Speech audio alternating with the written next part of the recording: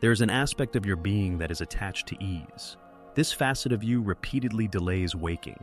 It engages in excessive contemplation. This aspect dreads disapproval. It shies away from accountability. That particular iteration of your persona, it is not merely impeding your progress, it is gradually dismantling your potential.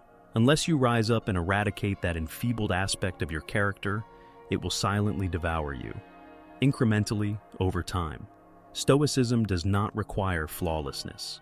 It insists on your development of discipline. And this expedition commences with a single, harsh choice: to release the tender, delicate persona, incapable of enduring hardship, and opt instead to be shaped by it.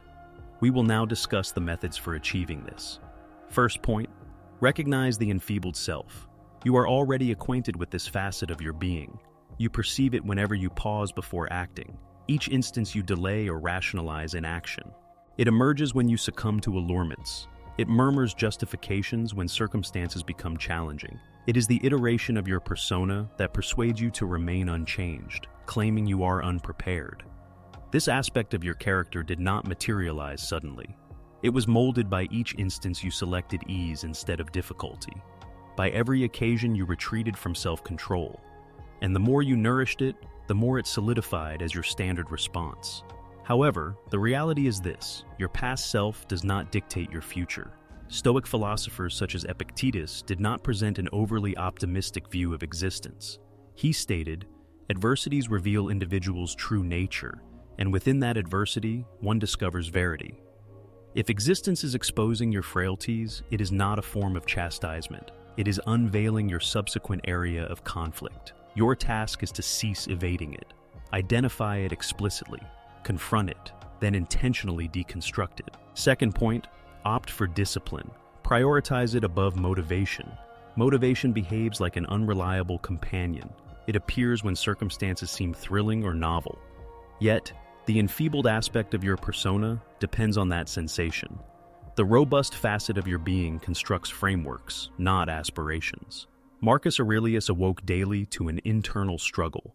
He constantly reminded his own consciousness that his purpose was activity, not opulence. Not for remaining beneath cozy covers, but for arising and carrying out his responsibilities as a person. This is not a fanciful, heroic notion. This is combat against the more vulnerable self. When you select discipline, you quiet the segment of your being that anticipates a feeling of preparedness. You condition yourself to proceed irrespective of your emotional state. Therein lies true strength. Because when motivation is lacking, what endures is your determination. Each instance you select the essential over the agreeable, you incrementally erode the former iteration of your persona. This is the manner in which combatants are forged, through consistent practice, not sudden surges of insight. Discipline is not an inherent characteristic. It is a continuous effort, and this ongoing effort is what demolishes the delicate persona attached to comfort. Third point, welcome self-imposed hardship. Do you desire fortitude? Then cease evading the precise element that cultivates it. Hardship. The Stoics did not prepare themselves amidst affluence. Seneca would rest on the earth, don unadorned attire, and deny himself conveniences. Not due to poverty, but because he was readying himself for existence. He desired assurance that if prosperity abandoned him the next day, he would still possess his inner self. When you intentionally pursue hardship, you reclaim authority. You cease being apprehensive about the unfamiliar. Chilly ablutions, periods of abstinence from food, strenuous physical exertion, challenging dialogues. These are instruments for development. They cause pain. That is the intention. The enfeebled aspect of your persona will invariably protest when circumstances become arduous. That is its method of self-preservation. However, each instance you disregard that outcry and consciously engage with the discomfort, you diminish the voice's power, until, in due course, it disappears. Advancement is not discovered in sensations of security.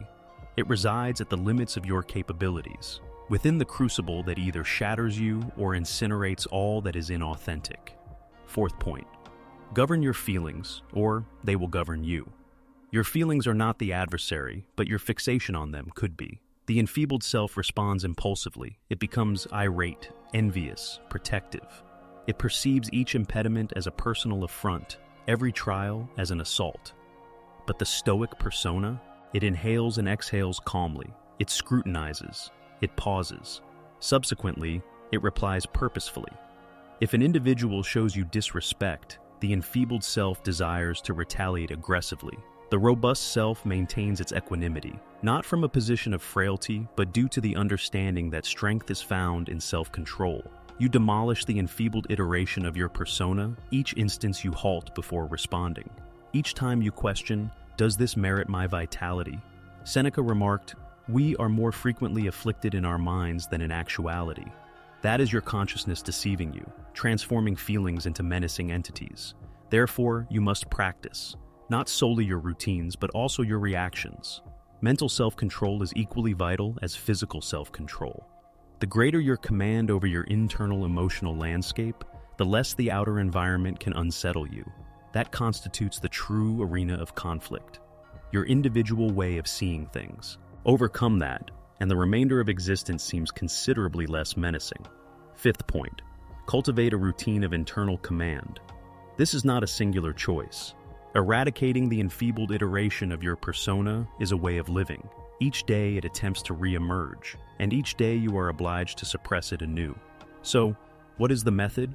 Through established routines, through contemplation, through persistent internal effort. This implies awakening at an early hour and determining your demeanor and approach to the day. This involves writing in a journal before sleep, not merely to release emotions, but to examine your inner being. This signifies embodying your stated principles even in solitude.